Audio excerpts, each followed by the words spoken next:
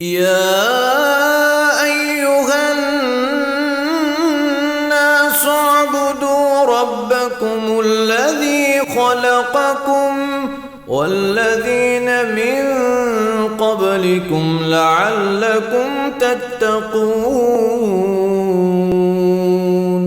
الحمد للہ رب العالمین وصلی اللہ وسلم علی اشرف الانبیاء وخاتم النبی محمد بن عبداللہ وعلی آلہ واصحابہ اجمعین ومن اہتدی بہدیہم ودعا بدعوتہم واستنى بسنتہم الی یوم الدین واشہد ان لا الہ الا اللہ وحدہ لا شریک لہ واشہد ان محمدا عبدہ ورسولہ وبعد. یہ آیات جو ہمارے سامنے ہیں، قال اللہ تبارک و تعالی اعوذ باللہ السمیع العلیم من الشیطان الرجیم لا تحرک به لسانک لتعجل به ان علینا جمعہ وقرآنہ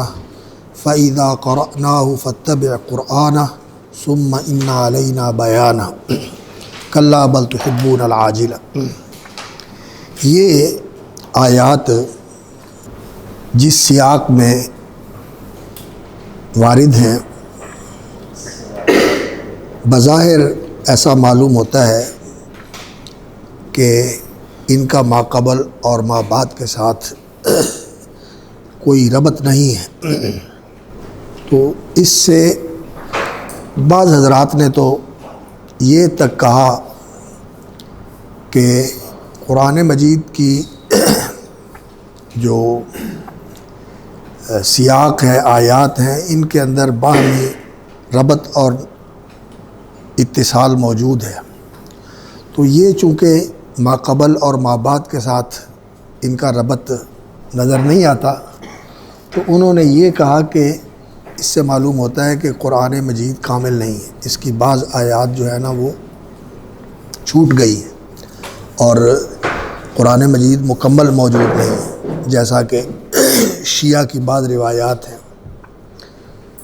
لیکن شیعہ کے اندر ہی ایسے لوگ بھی موجود ہیں جنہوں نے ان روایات کو ناقابل اعتبار قرار دیا اور انہوں نے کہا کہ یہ روایات غیر معتبر ہیں، ضعیف ہیں، مردود ہیں، اور قرآن مجید کامل اور اسی طرح مکمل موجود ہے امت کے پاس جس طرح یہ نازل ہوا تھا. ان کے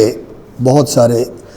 علماء جنہوں نے تفسیر پر لکھا ہے، انہوں نے اس کا اعتراف اور اظہار کیا ہے. اور کچھ حضرات جو ہیں انہوں نے یہی کہا کہ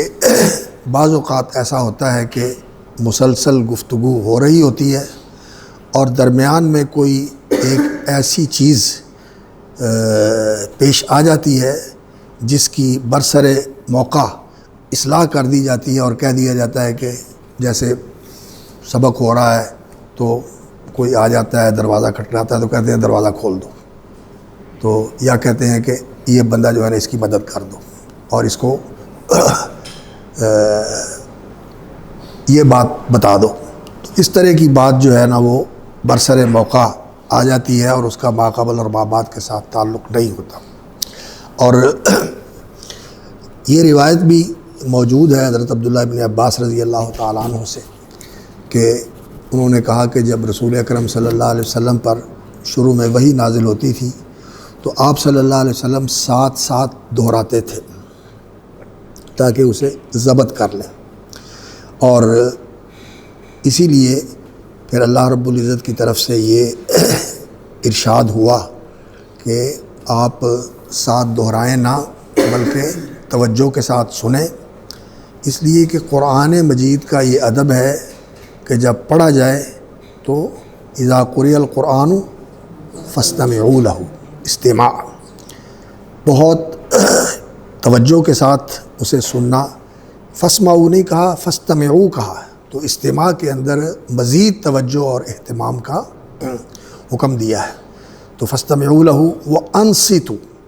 اور انصات کا معنی متوجہ ہونا بھی ہوتا ہے اور خاموش ہونا بھی ہوتا ہے، دونوں معنی اس کے اندر پائے جاتے ہیں. انصات کا معنی ہوتا ہے اس کی طرف متوجہ رہیں اور خاموش رہیں. تو اللہ رب العزت نے آپ صلی اللہ علیہ وسلم کو یہ ارشاد فرمایا کہ آپ پریشان نہ ہوں اس کے بارے میں، ان علینا جمعہ و قرآنہ، اس کے قرآن کو محفوظ کر دینا آپ کے قلب اطہر پر یا قلب اطہر میں، اور پھر اس کا جاری کر دینا آپ صلی اللہ علیہ وسلم کی زبان اطہر پر، و قرآنہ، تو یہ ہمارے ذمہ ہے، ہم اس کا ذمہ لیتے ہیں اور ہم اس کا پورا اہتمام کریں گے، آپ اس کے لیے پریشان نہ ہوں۔ فَإِذَا قَرَأْنَاهُ، جب ہم اسے پڑھ چکے، یعنی جبریل کا پڑھنا اللہ رب العزت نے اپنا پڑھنا قرار دیا ہے، فَإِذَا قَرَأْنَاهُ، اس لیے کہ جبریل امین نے اللہ سے سنا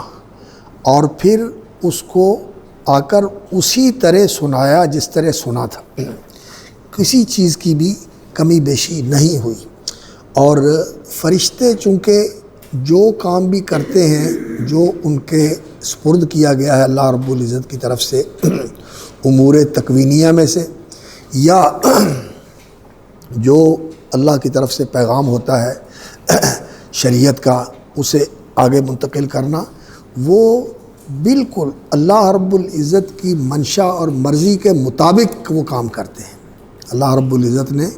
ان کو ایسا ہی بنایا ہے کہ وہ اللہ کی مراد اور منشا کے مطابق وہ کام کرتے ہیں، تو اللہ رب العزت ان کے عمل کو اپنی طرف منسوب کر دیتے ہیں۔ تو فَإِذَا قَرَأْنَاهُ فَاتَّبِعْ قُرْآنَهُ، تو جب ہم اسے پڑھیں تو آپ اس کی قراءت کا اتباع کریں، تو اس کو دہرائیں، جس طرح پڑھا گیا ہے اسی طرح اس کو دہرائیں۔ اور اللہ رب العزت نے اس اقراء کو سنقرئک فلا تنسیٰ اپنی ذات عالی کی طرف منسوب فرمایا ہے، ہم آپ کو پڑھائیں گے فلا تنسیٰ، اقراء کا حکم دیا گیا تھا کہ آپ پڑھیں، اور پھر اذا قرأناہ اور سنقرئک، یہ اقراء اور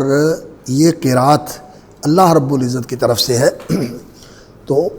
اللہ رب العزت نے رسول اکرم صلی اللہ علیہ وسلم کو یہ ارشاد فرمایا کہ آپ توجہ کے ساتھ سنیں اور اس کو محفوظ کرنا اور پھر آپ کی زبان پر جاری کرنا، یہ سب ہمارے ذمہ ہے۔ ثم ان علینا بیانہ، اور پھر اس کی تفہیم اور اس کی تبیین یہ بھی ہمارے ذمہ ہے، چونکہ رسول اکرم صلی اللہ علیہ وسلم کو اللہ رب العزت نے جو مدارک اور جو علمی قوت عطا فرمائی تھی وہ غیر معمولی تھی، عام انسانوں سے ہٹ کر تھی۔ اس چیز کے متعلق جو ذمہ داری اللہ رب العزت نے رسول اکرم صلی اللہ علیہ وسلم پر ڈالی تھی وہ کیا تھی؟ دین کا سمجھنا اور اس پر عمل کرنا اور پھر اس کو آگے منتقل کرنا، یہ تھا رسول اکرم صلی اللہ علیہ وسلم کا میدان، اور یہ تھی آپ صلی اللہ علیہ وسلم کی ذمہ داری اور آپ کا فرض منصبی۔ اس کام کے لیے اللہ رب العزت نے آپ صلی اللہ علیہ وسلم کو تیار فرمایا تھا سبحانہ و تعالی۔ تو آپ صلی اللہ علیہ وسلم کو اس کے لیے اللہ رب العزت نے وہ قوتیں بھی مرحمت فرمائی تھی، عطا فرمائی تھی، جو آپ صلی اللہ علیہ وسلم کو اس کام کے لیے ضروری تھی آپ کے لیے، وہ قوتیں عطا فرمائی تھی اور ان کو فعال بھی بنایا تھا۔ تو اللہ رب العزت نے آپ کو فہم بھی عطا فرمایا تھا، اور پھر قرآن مجید کے اندر ہی اللہ رب العزت نے قرآن مجید کا بیان بھی رکھا ہوا ہے۔ احکمت آیاتہ ثم فصلت، احکام کا معنی ہوتا ہے کسی چیز کے اصول بیان کرنا، یعنی جو اس کی اساس اور بنیاد ہے اس کو واضح کرنا، اور پھر اس پر جو متفرع ہوتا ہے اس کو واضح کر دینا۔ ثم فصلت احکمت آیاتہ کتاب احکمت آیاتہ ثم فصلت من لدن حکیم خبیر۔ تو قرآن کے اندر جو بیان ہے وہ بھی اس کے اندر آتا ہے، اور جو بیان اس کا رسول اکرم صلی اللہ علیہ وسلم نے احادیث کے اندر اور اپنی سنن کے اندر سنتوں کے اندر بیان فرمایا ہے قولاً و عملاً، وہ بھی اس کے اندر آتا ہے۔ اس میں بھی اللہ رب العزت کی طرف سے اراءت، اللہ کا آپ کو دکھانا، فحکم کیسے ہے؟ بما اراک اللہ کیسے آیت ہے؟ ہاں، لتحکم بین الناس بما اراک اللہ، انا انزلنا الیک الکتاب بالحق لتحکم بین الناس بما اراک اللہ، جو اللہ رب العزت نے آپ کو دکھا دیا ہے. تو یہ اراءۃ اللہ رب العزت کا آپ کو دکھانا، اور وعلمک ما لم تکن تعلم، اللہ رب العزت کا آپ کو سکھانا، اور آپ صلی اللہ علیہ وسلم کو اس چیز سے آگاہی بخشنا کہ علمہ کا آپ کو اللہ نے سکھا دیا ہے، اور اس کو آپ کے سامنے اللہ رب العزت نے عیاں کر دیا ہے. اراک اللہ، تو یہ رؤیت اور یہ بصیرت اور یہ علم اور یہ آگہی جو اللہ رب العزت نے عطا فرمائی تھی، وہ آپ صلی اللہ علیہ وسلم کے ارشادات اور تعلیمات کے اندر، آپ صلی اللہ علیہ وسلم کی سنن اور آپ کے جو افعال حسنہ ہیں ان کے اندر، اور آپ صلی اللہ علیہ وسلم کے تعامل کے اندر، یہ ساری چیزیں قرآن کا بیان ہے. تو اللہ رب العزت نے یہاں یہ فرمایا کہ یہ ہمارے ذمہ ہے، آپ اس کے لیے پریشان نہ ہوں. تو یہ بات اپنی جگہ پر ٹھیک ہے، لیکن اس کے باوجود بعض علماء نے کہا ہے کہ یہ چیز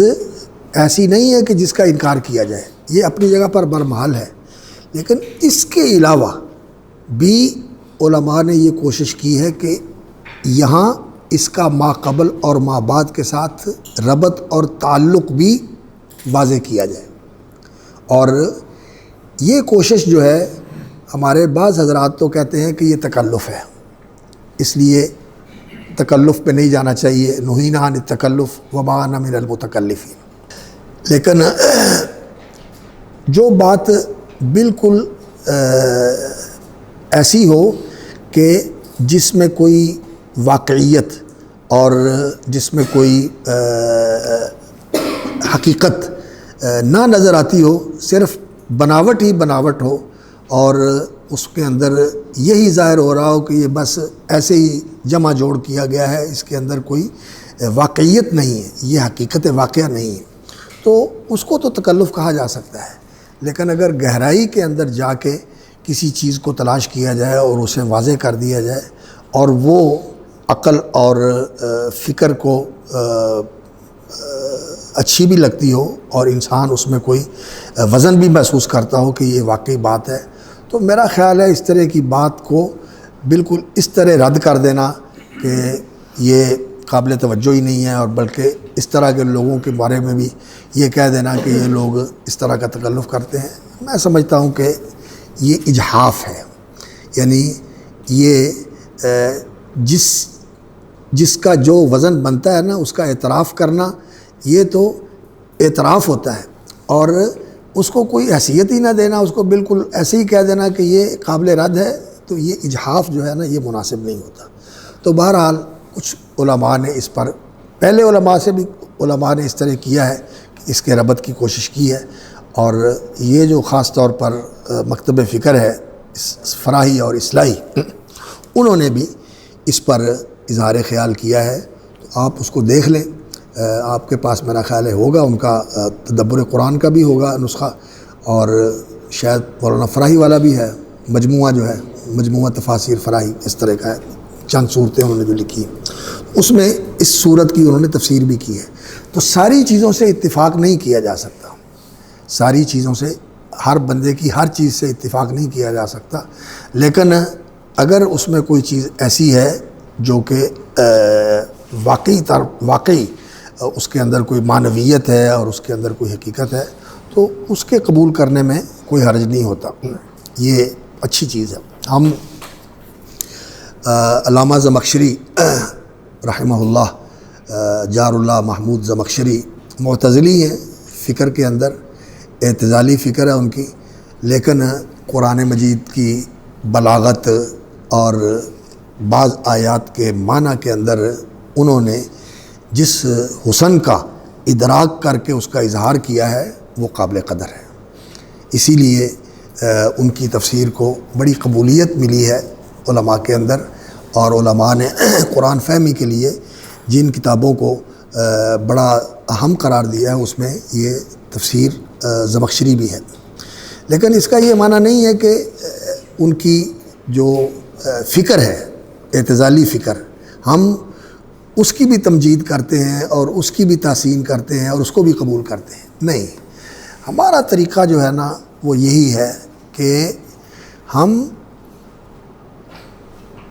محمد الرسول اللہ صلی اللہ علیہ وسلم کے بعد کسی کو معصوم نہیں سمجھتے، اور ہر ایک سے ہم یہ سمجھتے ہیں کہ غلطی کا صدور ہو سکتا ہے، خطا کا صدور ہو سکتا ہے، اور اس کا ایسا موقف ہو سکتا ہے، اس کا ایسا عمل ہو سکتا ہے جو قابل قبول نہیں ہے، اور اس کے باوجود ہم اس کے لیے حسن ظن بھی رکھتے ہیں اور اس کا احترام بھی کرتے ہیں، اور یہ چیز جو امت کے سب سے افضل افراد ہیں، سیدنا ابو بکر صدیق رضی اللہ تعالیٰ عنہ، سیدنا عمر فاروق رضی اللہ تعالیٰ عنہ، اور اسی طرح دیگر صحابہ، کبار صحابہ، ان کے بعض ایسے فتاویٰ ہیں اور ان کے بعض ایسے امور ہیں جن کو علماء نے قبول نہیں کیا، اور انہوں نے کہا کہ یہ ان کی ذاتی رائے تھی، ہم اسی چیز کو لیتے ہیں جو رسول اکرم صلی اللہ علیہ وسلم سے آئی ہے۔ بڑی واضح مثال ہے قربانی کے بارے میں، سیدنا ابو بکر صدیق رضی اللہ تعالیٰ عنہ کا موقف، وہ اس کو یہ نہیں سمجھتے تھے کہ قربانی کا اہتمام کیا جائے، سجدہ صدقہ کر دیا جائے تو وہ بھی کافی ہے، لیکن علماء کہتے ہیں نہیں، قربانی شعار ہے، یہ سنت ہے، اس کا اہتمام کرنا چاہیے۔ ان کی یہ اپنی رائے تھی اور یہ امت کے ہاں قبول نہیں ہوئی۔ بعض لوگ بڑا کہتے ہیں اس بات پر کہ انہوں نے تو ایسے کہا، تو ہم یہی کہتے ہیں کہ محمد الرسول اللہ صلی اللہ علیہ وسلم کے بعد معصوم کوئی نہیں، تو ان کا یہ فتویٰ جو ہے نا ان کی ذات کی حد تک ہے، اور اس کی وجہ سے ہم ان کے مقام اور مرتبے کے بارے میں بھی کسی قسم کی کوئی کمی کرنے والے نہیں ہیں۔ وہ بے شک اس امت کے اندر رسول اللہ صلی اللہ علیہ وسلم کے بعد افضل ترین شخص ہیں رضی اللہ تعالیٰ عنہ وارضاہ، اور ان کے ساتھ محبت، ان کی تعظیم اور ان کی توقیر، یہ ہمارے ایمان کا جز ہے، ہمارے دل میں کوئی بھی چیز نہیں ہے، لیکن جو مقام رسول اکرم صلی اللہ علیہ وسلم کا ہے وہ کسی کا نہیں ہے، اور اسی طرح ہی یہ سلسلہ آگے بھی چلتا ہے اور اس کو چلنا چاہیے۔ تو یہ میں اس لیے کہہ رہا ہوں کہ آج جس دور میں ہم جی رہے ہیں نا، اس دور کے اندر جب کسی کے ساتھ کسی معاملے کے اندر کوئی اختلاف ہو جاتا ہے تو وہ اختلاف اتنی سنگینی تک لے جاتا ہے انسان کو، اور اتنا شدید ہو جاتا ہے کہ اس کا سارا کیا کرایا دریا برد ہو جاتا ہے۔ سب کو کہہ دیتے ہیں کہ کوئی حیثیت نہیں اس کی، سب گیا، ایک چیز نے اس کو سب ختم کر دیا۔ حالانکہ قرآن مجید کا بتایا ہوا اصول کیا ہے؟ ان الحسنات یذہبن السیئات، اگرچہ حبطت اعمالہم بھی ہے لیکن وہ مرتدین کے لیے ہے، وہ مرتدین کے لیے ہے۔ حبطت اعمالہم ومن یکفر بالایمان فقد حبط اعمالہ، انسان ایمان سے منکر ہو جائے، یعنی اس کے اندر ایمان نہ رہے، اور ایمان جو ہے اس کو ہم کیا سمجھتے ہیں کہ یزید و ینقص، یہ اس میں اضافہ بھی ہوتا ہے اور اس میں کمی بھی آتی ہے، اور ادنا ادنا ادنا بھی جز اس کا انسان کے اندر ہو سکتا ہے، اور وہ بھی اس کی نجات کا ذریعہ بن جائے گا۔ اور وہ ایمان کہ لم یعمل خیرا قط، ایسا ایمان کہ جس ایمان کے ساتھ لم یعمل خیرا قط، اس نے کبھی کوئی نیک عمل کیا ہی نہیں لیکن ایمان ہے، ایمان ہے، وہ ایمان بھی اس کی نجات کا ذریعہ بن جائے گا، وہ ایمان بھی اس کی نجات کا ذریعہ بن جائے گا۔ اور جیسے وہ ایک اور حدیث ہے کہ ما تنفعہم لا الہ، حضرت حذیفہ کی حدیث ہے نا، جب اللہ تعالیٰ سارا کچھ اٹھا لے گا، قرآن بھی اٹھا لیا جائے گا، بیت اللہ بھی ختم ہو جائے گا، دین کے سارے معالم جو ہے یہ سارے دنیا سے مٹ جائیں گے، اور لوگوں کے پاس صرف ایک کلمہ رہ جائے گا جو وہ دہراتے ہوں گے، اور لا یعرفون ما صدقۃ ولا صوم ولا صلاۃ، یہ سب انہیں معلوم نہیں ہوگا، اور کہیں گے کہ بس یہ کلمہ ہمارے بڑے پڑھا کرتے تھے، تو وہ کلمہ پڑھتے ہوں گے۔ تو حضرت حذیفہ کے شاگرد کہنے لگے ما تغنی عنہم کلمہ ولا یعرفون صوما ولا صلاۃ ولا صدقۃ ولا زکوٰۃ، تو وہ کہنے لگے یہ جو تو کہہ رہا ہے یہی بات میں نے نبی صلی اللہ علیہ وسلم سے کہی تھی، میں نے آپ صلی اللہ علیہ وسلم سے کہا تھا۔ تو نبی صلی اللہ علیہ وسلم نے کہا تھا کہ تنجیہم یوما من الایام تنجیہم یوما من النار، یہ کلمہ پڑھنا بھی ان کو جہنم سے بچا لے گا، جہنم سے نکال دے گا، جہنم سے ان کو ایک دن نکالنے کا ذریعہ بن جائے گا۔ اور اسی طرح جو وہ حدیث ہے کہ جس کے اندر ایمان جو ہے وہ جو کے دانے کے برابر ہے یا رائی کے دانے کے برابر ہے، اس کو نکال لو، اور پھر اس کو نکالیں گے تو اللہ رب العزت فرمائیں گے کہ اب اللہ کی رحمت ہے کہ اللہ رب العزت ان لوگوں کو نکالیں گے، اور ایسے لوگوں کو نکالا جائے گا کہ جنہوں نے کبھی بھی کوئی نیکی کا عمل نہیں کیا۔ تو ہمارا چونکہ یہ عقیدہ ہے اہل حدیث کا، اور اہل حدیث کا جو فکر ہے اور جو عقیدہ ہے، یعنی سب سے زیادہ لوگوں نے جو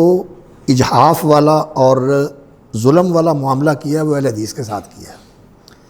ان کو ان کا حق نہیں دیا، لیکن انہوں نے مقابل میں مخالفین کے ساتھ، وہ کوئی بھی ہیں، ان کے ساتھ ہمیشہ عدل اور احسان والا معاملہ کیا ہے۔ اور یہ چیز ہمارا امتیاز ہے،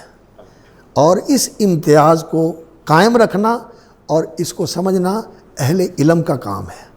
اور اہل علم نے ہی یہ چیز آگے عوام کے اندر بھی منتقل کرنی ہوتی، عوام کے اندر بھی منتقل کرنی ہوتی کہ ہم لوگوں کے ساتھ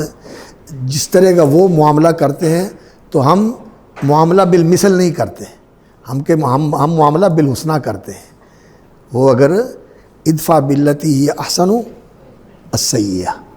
سیئہ کے مقابلے میں ہم احسن کا معاملہ کرتے ہیں، ان کی طرف سے زیادتی ہوتی ہے اور ہماری طرف سے یہ رویہ ہوتا ہے۔ تو بہرحال یہاں میں چونکہ آپ ماشاءاللہ بڑی امید ہے آپ سے کہ اللہ رب العزت آپ سے کام لے گا، اور امت کی فکری اصلاح اور علمی اور عملی تربیت یہ آج بہت ضروری ہے۔ یہ غلو اور تطرف اور شدت، یہ چیزیں جو ہے نا یہ بڑے خطرناک جراثیم ہیں، بہت خطرناک جراثیم ہیں۔ یہ جب انسان کے اندر یہ پیدا ہو جاتے ہیں تو پھر اس کے بعد جو عواقب اور نتائج ہوتے ہیں وہ بہت خطرناک ہوتے ہیں۔ تو اس لیے انسان کو نا اپنی تحسین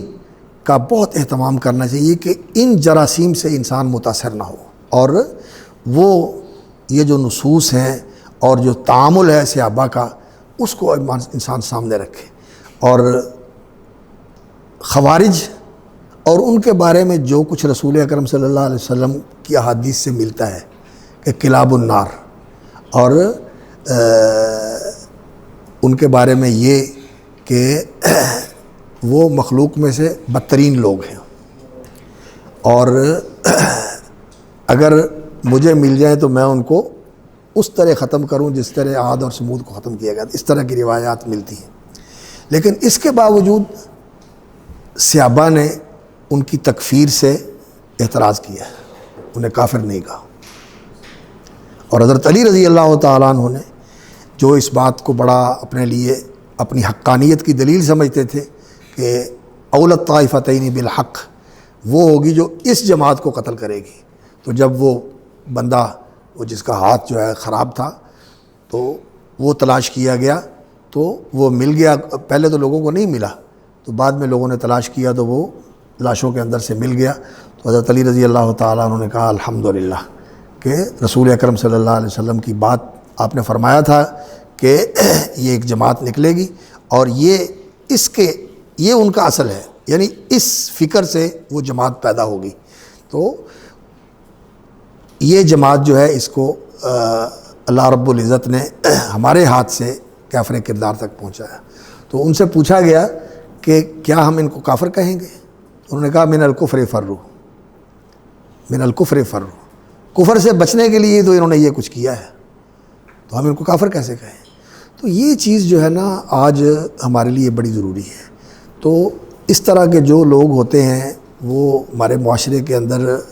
ہمارے طبقے کے اندر بھی موجود ہیں اور مخالفین کے اندر بھی موجود ہیں۔ تو ان مخالفین کے ساتھ عدل والا معاملہ کرنا جو ہے نا یہ بہت ضروری ہے، کیونکہ اللہ رب العزت نے فرمایا ہے وَلَا يَجْرِمَنَّكُمْ شَنَآنُ قَوْمٍ عَلَىٰ أَلَّا تَعْدِلُوا۔ تو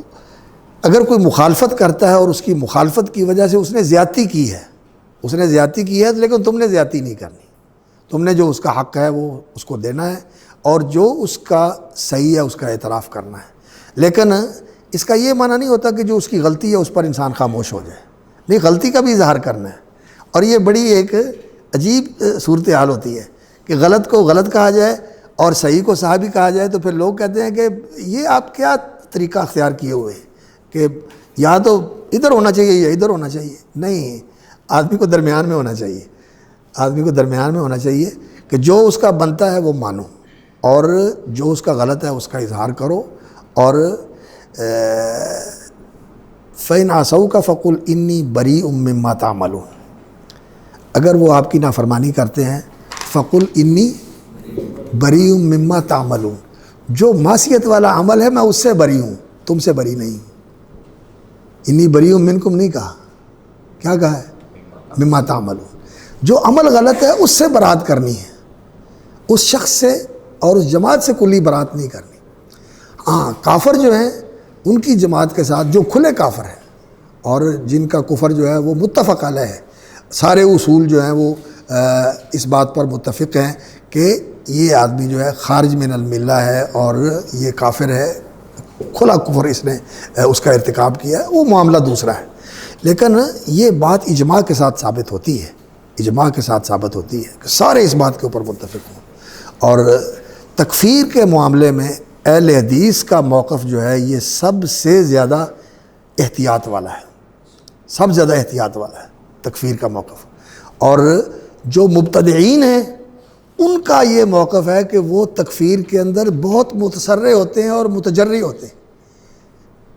جلدی بھی کرتے ہیں اور جرأت بھی ہوتی ہے۔ ایک بات کے اوپر جو ہے نا وہ فتویٰ لگا دیتے ہیں کہ یہ کافر ہے اور حلال الدم ہے، اور انہوں نے کیا ایسے، جس کو موقع ملا، جس بدعت کے ساتھ اس کو قوت ملی تو اس نے اس بدعت کو قوت کے ساتھ نافذ کرنے کے لیے دوسرے لوگوں کے اوپر یہ کیا۔ لیکن اہل حدیث نے ایسا نہیں کیا۔ تو اہل حدیث فکر کو عقیدے کے اندر سمجھنا اور تعامل کے اندر اس کو ملحوظ رکھنا یہ بہت ضروری ہے۔ تو یہ حضرات جو ہیں انہوں نے اس کا ربط تلاش کرنے کی کوشش کی ہے، اور انہوں نے یہ بات کہی کہ اصل میں یہاں جس چیز کی اس صورت کے اندر اصلاح اور اس کی ترشید، یعنی اس کو صحیح رخ کے اوپر ڈالنا، انسان کے اندر ایک رجحان ہوتا ہے، ایک میلان ہوتا ہے، اس رجحان اور میلان کو صحیح راستے کے اوپر ڈالنا، یہ جو اس صورت کے اندر اس کا موضوع یا اس کا محور ہے وہ یہ ہے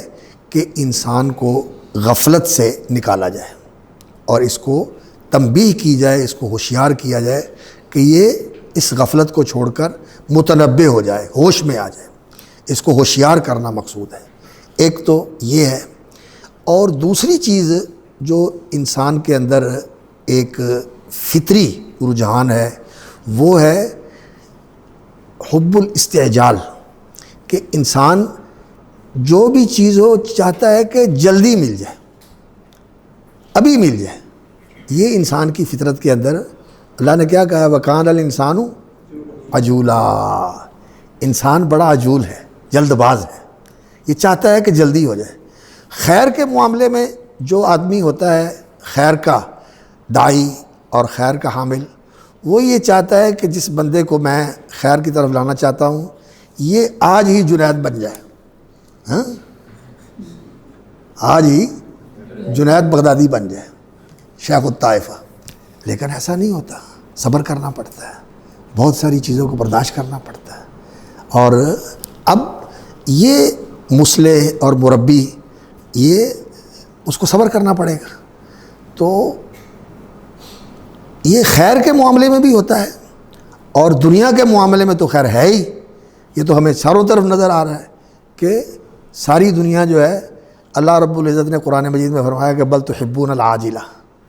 انسان کو نقد پسند ہے، جلدی ہاتھ آنے والی چیز جو ہے نا وہ انسان پسند کرتا ہے۔ تو یہ جو انسان کا رجحان ہے، اس رجحان کی اللہ رب العزت نے ترشید فرمائی ہے، یعنی اس کو صحیح رخ دیا ہے۔ اور صحیح رخ کیا ہے کہ انسان کو صبور ہونا چاہیے، انسان کو ایسا ہونا چاہیے کہ انسان کے اندر ٹھہراؤ ہو، جس کو صبر کہتے ہیں اور الانات کہتے ہیں، تأنی، التأنی من اللہ والعجلۃ من الشیطان۔ تأنی اللہ کی طرف سے ہوتی ہے، ٹھہراؤ انسان کے اندر ہو، یہ اللہ کی عطا ہے اور یہ بہت بہتر چیز ہے۔ اور جلد بازی، فوراً رد عمل کر دینا، یہ شیطان کی طرف سے ہوتا ہے۔ تو یہ ایک مناسبت تھی کہ لوگ جو ہے نا عذاب کے لیے بھی جلدی کہتے ہیں، جسے عذاب کا کہتے ہو وہ جلدی کیوں نہیں آ جاتا؟ اطاع امر اللہ فلا تستعجلوا، اللہ کا امر آیا ہی چاہتا ہے تم اس کے لیے جلدی نہ مچاؤ، آ جائے گا، اپنے وقت پہ آئے گا۔ تو عذاب کے لیے بھی جلدی مانگتا ہے انسان، عذاب بھی جلدی مانگتا ہے، اور خیر کا وعدہ ہو تو وہ بھی کہتا ہے کہ آتی کیوں نہیں، ہوتا کیوں نہیں۔ تو رسول اکرم صلی اللہ علیہ وسلم کے اندر جو جذبہ تھا امت کی بھلائی کا اور لوگوں کے دین کی طرف آنے کا اور لوگوں کے جلد از جلد اس دین کے فداکار بننے کا، اور اسی کا ہی یہ جذبہ تھا کہ یہ جو کچھ بھی لوگوں کا دین کی طرف آنا ہے، یہ اسی طرح ہوگا کہ یہ دین جو ہے وہ جلدی آ جائے اور لوگوں تک پہنچے اور لوگ اس کو جلدی قبول کر لیں۔ یعنی یہ ایک اس کے ساتھ ہی تعلق رکھنے والی چیز ہے، چونکہ دین کے ساتھ ہی ان کی سعادت اور ان کی بہتری وابستہ ہے، تو دین بھی جلدی آ جائے، دین بھی جلدی آ جائے اور ان تک جلدی پہنچے اور جلدی سارا کام ہو جائے۔ تو یہ ایک چیز فطری تھی، ہے تو خیر ہی خیر، لیکن یہ جو اللہ رب العزت کی سنت ہے کہ اللہ رب العزت نے اس کائنات کے اندر تدریج رکھی ہوئی ہے، اور اللہ رب العزت نے اس کائنات کے اندر سارے معاملات کو اس طرح نہیں کیا کہ آنن فآنن ہو جائے، بلکہ اللہ رب العزت نے اس کے اندر تدرج اور یہ طبق بہ طبق اور قدم بہ قدم چیزیں ہوتی ہیں، اللہ نے یہ نظام بنایا ہوا ہے۔ تو اللہ رب العزت کی یہ سنت ہے۔ تو وَالشَّيْءُ بِالشَّيْءِ یوز کر، یعنی جب کسی چیز کے ساتھ کسی چیز کی کوئی ادنا مناسبت ہو تو اس ادنا مناسبت کی وجہ سے وہ چیز یہاں آ جاتی ہے۔ تو یہاں ترک الاستعجال اور حب العاجلہ، اس کا علاج کیا جا رہا ہے کہ انسان جو ہے اس کے اندر یہ کمزوری ہے کہ وہ آخرت کو بھولے ہوئے ہے جو دیر سے آنے والی ہے، اور وہ دنیا پہ فریفتہ ہے جو کہ نقد ہاتھ آتی ہے اور اسے ملتا ہے کہ میں اس کے پیچھے بھاگ رہا ہوں، میں نے جا کے اس کو پا لینا ہے، پتہ نہیں پانا اس نے ہے یا نہیں ہے، شراب کے پیچھے بھاگ رہا ہے۔ لیکن یہ انسان کے اندر کمزوری ہے، اور اس چیز کی اصلاح کرنے کے ساتھ اللہ رب العزت نے نبی صلی اللہ علیہ وسلم کے اندر جو خیر کے لیے استعجال کا جذبہ تھا، آپ چاہتے تھے کہ پوری خیر آ جائے، اور اسی کا یہ مظہر تھا کہ آپ اس کو فوراً یاد بھی کرنا چاہتے تھے، ضبط بھی کرنا چاہتے تھے، اور اس کا پورا ادراک اور سمجھنا بھی اس کا چاہتے تھے۔ تو ایک طرح کا خلجان تھا نا آپ صلی اللہ علیہ وسلم کے تلقی کے دوران۔ تو تلقی کے لیے کیا چیز ضروری ہوتی ہے؟ تلقی کے لیے ضروری یہ چیز ہوتی ہے کہ انسان متفرغ ہو، قلق نہ ہو، انسان کی سوچ جو ہے وہ منتشر نہ ہو، مرکز سوچ ہو ایک چیز کی طرف۔ تو یہ اللہ رب العزت نے آپ صلی اللہ علیہ وسلم کی ترشید فرمائی کہ آپ جب وحی کا القاء ہو رہا ہے تو آپ اس کی تلقی کے لیے پوری طرح متوجہ ہوں، اور پھر اس کے اگلے جو مراحل ہیں اس کے ضبط کے، اس کے فہم کے اور اس کے اتقان کے، یہ سارے مرحلے اپنے وقت پہ ہماری طرف سے ہو جائیں گے۔ وَإِنَّكَ لَتُلَقَّى الْقُرْآنَ مِن لَّدُنْ حَكِيمٍ عَلِيمٍ۔ تو چونکہ اس کی اس کے ساتھ مناسبت تھی، تو اس مناسبت کی وجہ سے رسول اکرم صلی اللہ علیہ وسلم کو بھی اللہ رب العزت نے یہ ارشاد فرمایا کہ لا تحرک بہ لسانک لتعجل بہ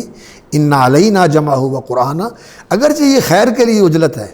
لیکن یہ بھی اچھی بات نہیں ہے، اس لیے کہ آپ کو اس کے لیے وہی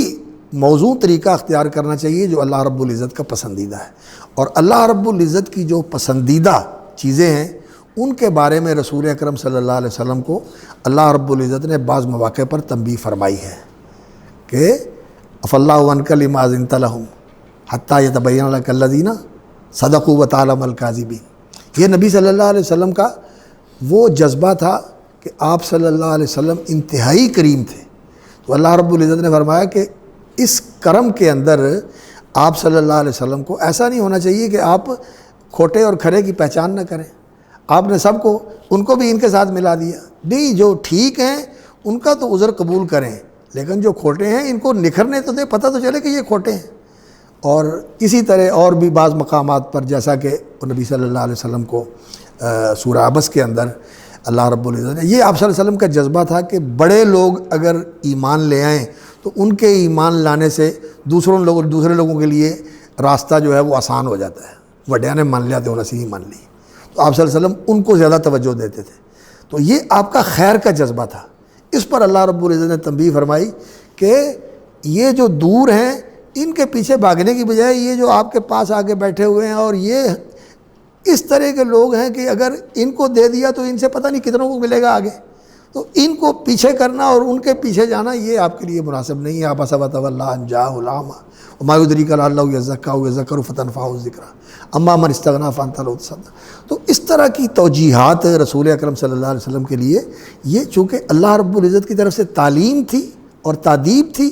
تو اس طرح کی چیزیں بھی نبی صلی اللہ علیہ وسلم کو حسب موقع اللہ رب العزت کی طرف سے عطا ہوتی تھی. تو آپ صلی اللہ علیہ وسلم کا یہاں اس طرح ذکر فرمانا تو یہ بالکل بے ربط نہیں ہے. یہ بالکل بے ربط نہیں ہے کہ اس کا ما قبل اور ما بعد کے ساتھ تعلق نہ ہو. اس کا ایک ارتباط بنتا ہے. باقی تفصیل کے ساتھ اگر آپ وہاں دیکھیں گے تو آپ کو اور بھی زیادہ اس معاملے میں بصیرت پیدا ہوگی. تو یہ چیزیں جو ہے نا، ایک تو یہ کہ جو چیز ایک ہمارے پاس ہے وہ اپنی جگہ پر برحق ہے، یعنی اس کی نفی نہیں ہے، وہ صحیح ہے، معتبر ہے، لیکن اس کے ساتھ یہ چیز بھی اگر ہو تو اس میں کیا معنی ہے؟ یعنی برسر موقع تنبیہ بھی ہے اور اس کے ساتھ اس کی مناسبت بھی ہے. اس کے ساتھ اس کی مناسبت بھی ہے، اور وہ مناسبت کیا ہے؟ وہ لوگ کہتے ہیں کہ ادنا مناسبت کے ساتھ بھی ایک بات آ جاتی ہے، اور وہ یہی ہے کہ جو استعجال کا انسانوں کا رویہ ہے کہ تم لوگ جو ہے تؤثرون الحیات الدنیا تحبون العاجلہ وتذرون الآخرہ،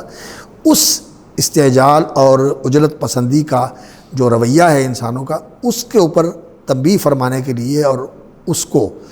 کی اصلاح کرنے کے لیے اللہ رب العزت نے ان کو جھنجھوڑا، اور ان کو اس غفلت سے نکالنے کے لیے اللہ رب العزت نے یہ ارشادات یہاں نازل فرمائے. تو رسول اکرم صلی اللہ علیہ وسلم کا جو جذبہ تھا، اگرچہ وہ سراسر خیر کے لیے تھا، اور خیر ہی تھا کہ آپ صلی اللہ علیہ وسلم علم کے لیے اور خیر کے لیے اور وحی کے لیے اپنے اندر ایک بڑا فراواں شوق پاتے تھے. جیسا کہ وہ کہتے تھے کہ حدیث میں آتا ہے کہ جبریل سے کہا رسول اکرم صلی اللہ علیہ وسلم نے کہ آپ زیادہ کیوں نہیں آتے، زیادہ آیا کریں نا. تو انہوں نے کہا وما نتنزل الا بامر ربک، ہم تبھی آتے ہیں جب بھیجے جاتے ہیں، اپنی مرضی سے نہیں آتے، تبھی آتے ہیں. اور اسی طرح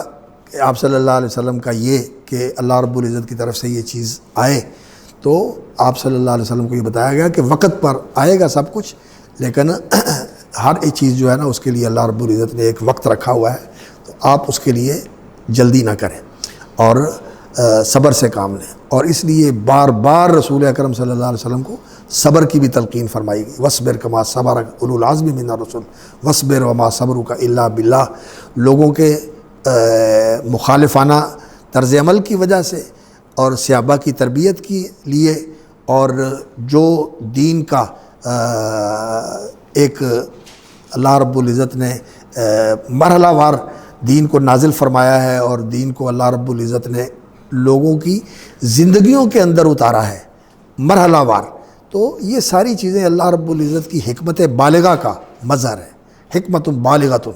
اللہ رب العزت کی عظیم حکمت ہے اس کے اندر. تو اس کے لیے آپ کو اسی کے مطابق چلنا چاہیے جیسے اللہ رب العزت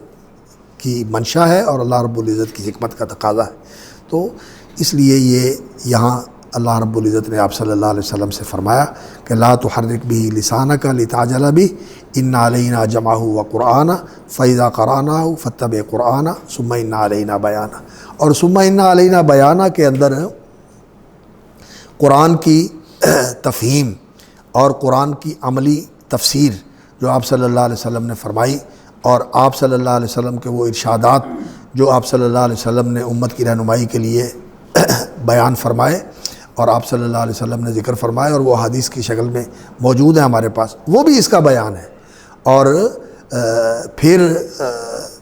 اس قرآن مجید کو جمع کرنا رسول اکرم صلی اللہ علیہ وسلم کے سینہ انور کے اندر، اور پھر آپ کی زبان پر جاری کرنا، اور پھر حضرت جبریل کے ساتھ نبی صلی اللہ علیہ وسلم کا اس کا مدارسہ اور مذاکرہ کرنا، اور آخری رمضان میں جو آپ صلی اللہ علیہ وسلم کی حیات مبارکہ کا آخری رمضان تھا، اس میں 2 بار اس کا مذاکرہ کرنا، اور پھر صحابہ کی زندگی میں، آپ کی زندگی میں صحابہ کا اس کو جمع کرنا مصاحف کے اندر، پھر آپ کے سامنے پیش کرنا اور اس کی تائید لینا، تصدیق لینا، اور پھر حضرت زید بن ثابت کا اس کو جمع کرنا صحابہ سے لے کر، اور وہ دونوں طرح لیتے تھے، یعنی ان کا جو صحابہ سے لینا تھا صرف حفظ سے نہیں، حفظ تو ان کو بھی تھا، حفظ بھی، اور اس کے ساتھ جو انہوں نے لکھا ہوا ہے اور نبی صلی اللہ علیہ وسلم کے سامنے پیش کر کے اس کی تصدیق کروائی ہوئی ہے کہ یہ اسی طرح ہے جیسے میں نے لکھا، یہ صحیح ہے۔ دونوں چیزیں ہوتی تھیں، یاد بھی ہو اور لکھا ہوا بھی، اور نبی صلی اللہ علیہ وسلم سے تصدیق شدہ بھی ہو، تو وہ جمع کر کے انہوں نے اس کو لکھا، اور پھر حضرت عثمان نے اس کو پورے عالم اسلام کے اندر اس وقت جو مراکز تھے ان کے اندر ان کو محفوظ کر کے وہاں بھیجا کہ وہ اس کی نقلیں تیار کر کے اس کے مطابق قرآن پڑھیں، اور پھر آج تک جو قرآن مجید کی حفاظت کا اور اس کے جمع کا طبع اور نشر کا اور جو اس کی وضاحت کا اور جو اس کی تفسیرات کا سلسلہ چل رہا ہے، یہ سارا اسی اللہ رب العزت کے وعدے کا مظہر ہے کہ اِنَّ عَلَيْنَا جَمْعَهُ وَقُرْآنَهُ فَإِذَا قَرَأْنَاهُ فَاتَّبِعْ قُرْآنَهُ ثُمَّ إِنَّ عَلَيْنَا بَيَانَهُ، تو یہ سارا اسی کا مظہر ہے۔ تو اس موقع کی مناسبت سے میں نے کہا کہ میں آپ کے سامنے یہ بات عرض کر دوں کہ ہمیں اگر کوئی ایسی چیز جو حکمت والی ہے اور جو قرآن کے اعجاز اور قرآن مجید کی مقام کی بلندی کے اندر ہماری رہنمائی کرنے والی ہو کہ کتنا عظیم کلام ہے، کتنا رفیع المنزلہ یہ اللہ کا کلام ہے، تو اگر کوئی چیز اس میں ہماری رہنمائی کرتی ہے کہ اس میں یہ پہلو بھی ہے، تو ہمیں اس کو چھوڑ نہیں دینا چاہیے، ہمیں اس کو ملحوظ رکھنا چاہیے، اور اس کو بھی اس سے بھی انسان اپنا حظ لے، یعنی اپنا حصہ لے، اور جو پھر قرآن کی حلاوت اور قرآن مجید کی محبت انسان کے دل میں بڑھتی ہے، وہ اس کا اہتمام کرتے رہنا چاہیے۔